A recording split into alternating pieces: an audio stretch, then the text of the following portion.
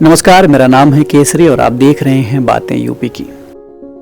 साल 1853 में जब झांसी के राजा गंगाधर राव ने दामोदर राव को गोद लिया, तब ब्रिटिश सरकार ने झांसी राज्य को अपने नियंत्रण में लेने की योजना बनाई थी। मैं उसी झांसी राज्य की बात कर रहा हूं जहां की रानी लक्ष्मीबाई हुआ करती थी। वो शेरनी, वो वीरांगना जिसका नाम हर बच्चे की जुबान पर आप सुन सकते हैं। तो मेजर एलिस ने रानी लक्ष्मीबाई को यह संदेश दिया कि ब्रिटिश सरकार दामोदर राव को गोद लेने का विरोध करती है और राज्य का अधिग्रहण करना चाहती है। यानी जब गंगाधर और रानी लक्ष्मीबाई के कोई पुत्र नहीं हुआ तो उन्होंने दामोदर राव को गोद लिया और इसी का ब्रिटिश सरकार ने विरोध किया। रानी लक्ष्मीबाई ने इसका डटकर विरोध किया और यह घोषणा की कि मैं अपनी झांसी नहीं दूंगी। दरअसल हुआ यूं कि गवर्नर जनरल डलहौजी द्वारा लागू की गई डॉक्ट्रिन ऑफ लैप्स के सिद्धांत के तहत अगर कोई राजा बिना संतान के मरता था तो राज्य ब्रिटिश शासन के अधीन हो जाता था। गंगाधर राव की मृत्यु के बाद जब झांसी का राज्य अंग्रेजों ने अपने कब्जे में लिया तो रानी लक्ष्मीबाई ने इसका विरोध किया और संघर्ष करने का फैसला लिया। रानी ने अपनी सेना तैयार की और अंग्रेजों से युद्ध के लिए अपनी कमर कस ली। इस संघर्ष में उन्होंने न केवल झांसी की रक्षा की बल्कि भारतीय स्वतंत्रता संग्राम की भावना को भी जन जन में जागृत कर दिया।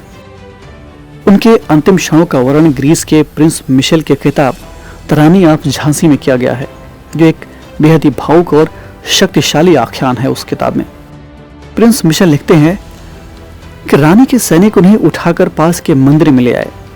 ये जब रानी मरने वाली थी उस समय की बात कर रहा हूं मैं। तो वहां के पुजारी ने गंगा जल से रानी के सूखे हुए होठों को तर किया। रानी अपनी अंतिम सांसें ले रही थी।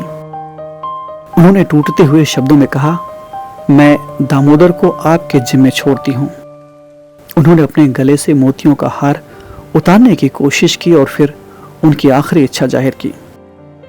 रानी कहती हैं कि मैं नहीं चाहती कि मेरा शव अंग्रेजों को मिले, और ये कहते हुए रानी ने अपनी अंतिम सांस ली।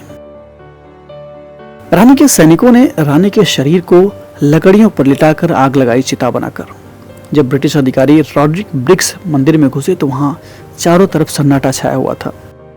वहां रानी के सैनिकों के खून से सने हुए शव पड़े हुए थे। एक चिता जल रही थी और उसकी लपटें अब ठंडी पड़ गई थी, धीमी पड़ गई थी। रॉड्रिक ने चिता के पास जाकर मानव शरीर के जलते हुए अवशेष देखे। उसने अपने बूट से आग को बुझाने की कोशिश की। उसमें जला हुआ शरीर दिखा। रानी की हड्डियां अब राख बन चुकी थी। रानी लक्ष्मीबाई के मौत के 19 साल बाद रविन्द्रनाथ टैगोर यानी टैगोर साहब ने झांसी रानी पर एक लेख लिखा। उन्होंने लिखा कि रानी युवा थी, सुंदर थी, शक्तिशाली थी और सबसे बढ़कर इरादे की पक्की थी। कुछ सालों बाद स्वतंत्रता सेनानी विनायक दामोदर सावरकर साहब अपनी किताब इंडियन वॉर ऑफ इंडिपेंडेंस 1857 में लिखते हैं कि रानी ने अपनी जान देकर अपने उद्देश्य को हासिल किया था। उन्होंने अपने लोगों को जिस तरह से संगठित किया था वैसी क्षमता पुरुषों में भी नहीं पाई जाती। 20 के दशक में सुभद्रा कुमारी चौहान ने रानी लक्ष्मीबाई पर एक लंबी कविता लिखी जो आज भी लोगों के दिलों में गूंजती है। खूब लड़ी मर्दानी वो तो झांसी वाली रानी थी। आप सबने इस कविता को सुना होगा। सुभाष चंद्र बोस ने आजाद हिंद फौज की एक रेजिमेंट का नाम झांसी की रानी रेजिमेंट रखा। बोस साहब ने रानी लक्ष्मीबाई की भारतीय वीरता और नेतृत्व का उन्हें सबसे बड़ा प्रतीक मानते हुए जोन ऑफ आर्क के बराबर माना रानी को। अपने प्रथम प्रधानमंत्री जवाहरलाल नेहरू ने अपनी प्रसिद्ध किताब डिस्कवरी ऑफ इंडिया में लिखा, 1857 की लड़ाई यूं तो कई लोगों ने लड़ी थी, लेकिन सबसे ज्यादा नाम कमाया था झांसी की रानी लक्ष्मीबाई ने। आप इस वीरांगना के जीवन को कैसे देखते हैं, कमेंट बॉक्स में हमें जरूर बताइए। आज इनकी जयंती है, यानी रानी लक्ष्मीबाई की जयंती है। हम इन्हें नमन करते हैं।